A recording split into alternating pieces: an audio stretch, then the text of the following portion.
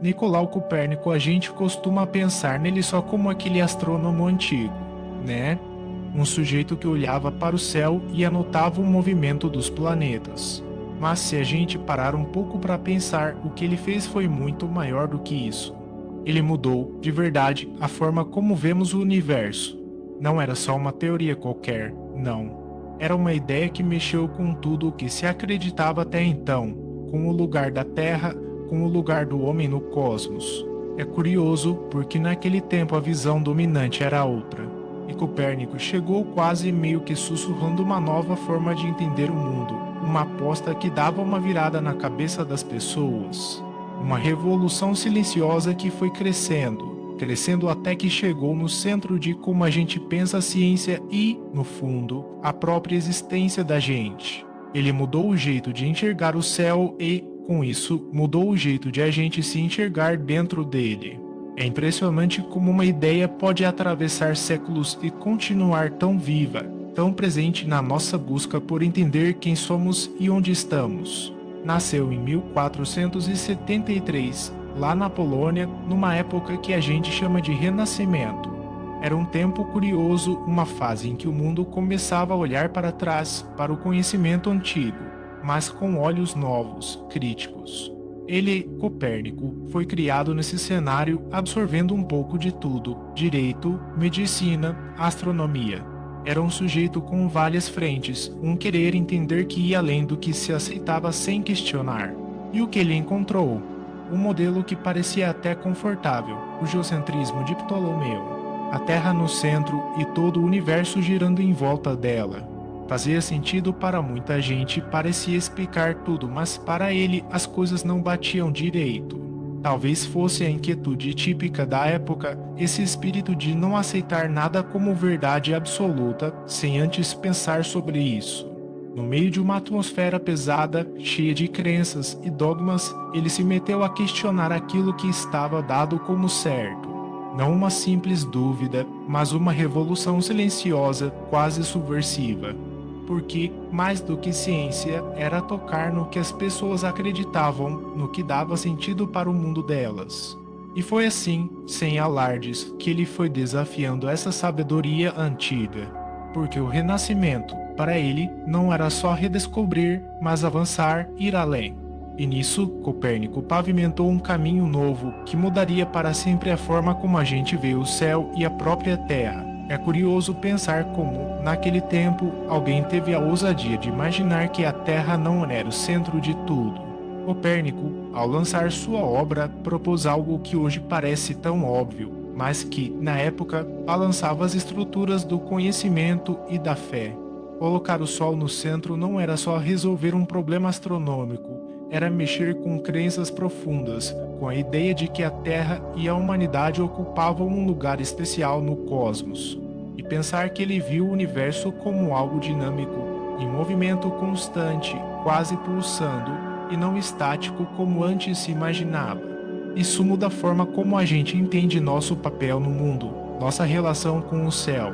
Sua obra, Das Revoluções das Esferas Celestes, foi uma revolução, mas também um convite a olhar para o universo com outros olhos. É como se ele tivesse aberto uma janela para um mundo novo, onde as certezas antigas começavam a cair e a ciência, aos poucos, encontrava seu caminho. É curioso como uma ideia que hoje parece tão básica, tão óbvia, tinham, no passado, o poder de abalar fundamentos inteiros. Copérnico propôs que a Terra não era o centro do universo, um conceito que, na cabeça das pessoas, era quase uma ameaça direta ao que se acreditava ser a ordem natural das coisas. A Igreja, que tinha uma visão bem clara e bastante fixa do cosmos, via a Terra como imóvel, centro de tudo, conforme a interpretação literal da Bíblia. Então, quando essa ideia veio de Copérnico, ela bateu de frente com um sistema de crenças que não era só religioso, mas social e político também. Não era apenas sobre ciência, era sobre como as pessoas entendiam seu lugar no mundo. Por isso, não foi uma simples rejeição acadêmica. Foi uma resistência com peso, um bloqueio imposto para proteger uma visão de mundo que dava sentido à vida de muita gente. A obra de Copérnico acabou sendo censurada ou pelo menos colocada numa espécie de limbo, ignorada e até desacreditada. Mas a verdade tem esse jeito de menosprezar barreiras. Galileu, entre outros, retomou o legado, insistiu na ideia, enfrentou perseguições e até ameaças sérias por causa disso.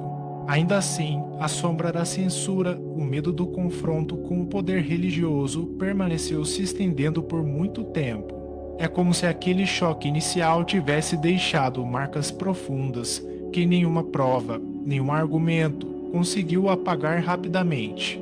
A ciência avançou, claro, mas o conflito entre a razão e a autoridade já estava criado, um duelo que, de certo modo, ainda ressoa em debates sobre verdade e poder.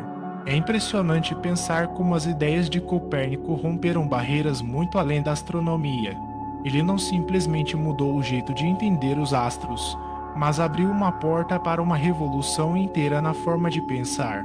Essa tal revolução científica, que hoje a gente reconhece como um divisor de águas, começou ali, com aquela visão dele colocando o Sol no centro e não a Terra.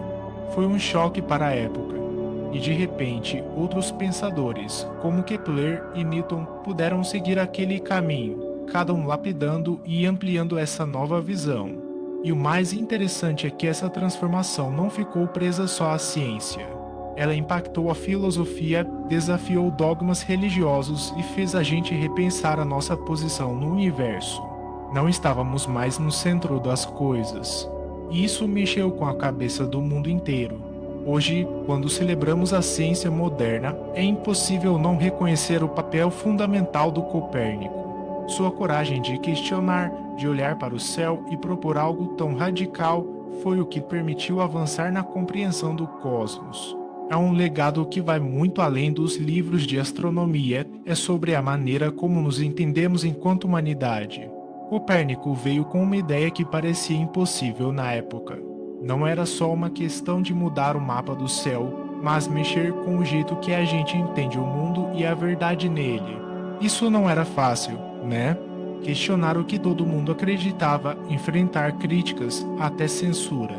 Mas aí está o ponto: olhar para as estrelas não é só admirar beleza, é também um convite para seguir em frente, para não ter medo de duvidar. É uma jornada que a gente faz meio no escuro, tropeçando, mas sempre querendo entender um pouco mais. E isso fica na nossa cabeça. Que tipo de legado estamos dispostos a questionar? O que no nosso jeito de ver as coisas merece um novo olhar? Talvez seja nesse desafio que a gente encontre respostas que ainda nem imaginamos. Questionar é um ato de resistência. Junte-se, deixe um like. Consciência se constrói em conjunto. Resistência urbana.